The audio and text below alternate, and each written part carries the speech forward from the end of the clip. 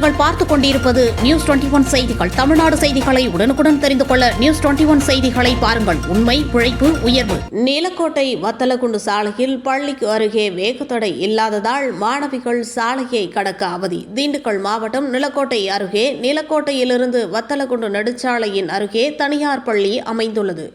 இந்த பள்ளியில் சுமார் 1000க்கும் மேற்பட்ட மாணவிகள் பயின்று வருகின்றனர்.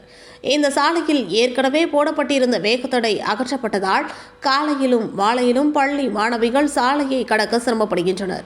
இருசக்கர வாகனம் முதல் கனரக வாகனங்கள் வரை அதிவேகமாக செல்வதால் மிகப்பெரிய விபத்து ஏற்பட வாய்ப்புள்ளது. பள்ளி முடிந்தவுடன் பள்ளி மாணவர்களை ஏற்றி செல்ல தனியார் வாகனங்கள் அதிக அளவில் பள்ளிக்கு அருகே நிற்பதால் நீண்ட நேரம் போக்குவரத்து நெரிசல் ஏற்படுகிறது. பள்ளியின் அருகே உள்ள ஆக்கிரமிப்புகளை அகற்றினாலே இந்த போக்குவரத்து நெரிசலை குறைக்கலாம் என சமூக ஆர்வலர்கள் கருத்து தெரிவிக்கின்றனர். எனவே நிலக்கோட்டை போக்குவரத்து காவல் சார்பாக மாணவிகள் சாலையை கடக்க உதவும் விரைவில் வேகத்தடை அமைத்திடவும் சமூக ஆர்வலர்கள் கோரிக்கை விடுத்துள்ளனர். நியூஸ் 21 செய்திகளுக்காக நிலக்கோட்டை செய்தியாளர் ரமேஷ். ஆரோக்கியம் தென்னிந்திய பார்வை பிளாக்கு.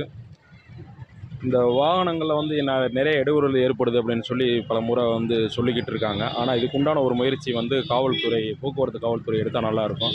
இப்போ பார்த்தீங்கன்னா 2 பக்கமும் சாயந்தர டயத்தில் 2 பக்கமும் பைக்கு வாகனம் எல்லாமே நின்றோம். ஸ்கூலுக்கு போகிற பிள்ளைங்க வீட்டுக்கு போகிற வேகத்தில் தான் வரணும் ஒழிஞ்சு அதை கவனிச்சு வர்றதில்ல.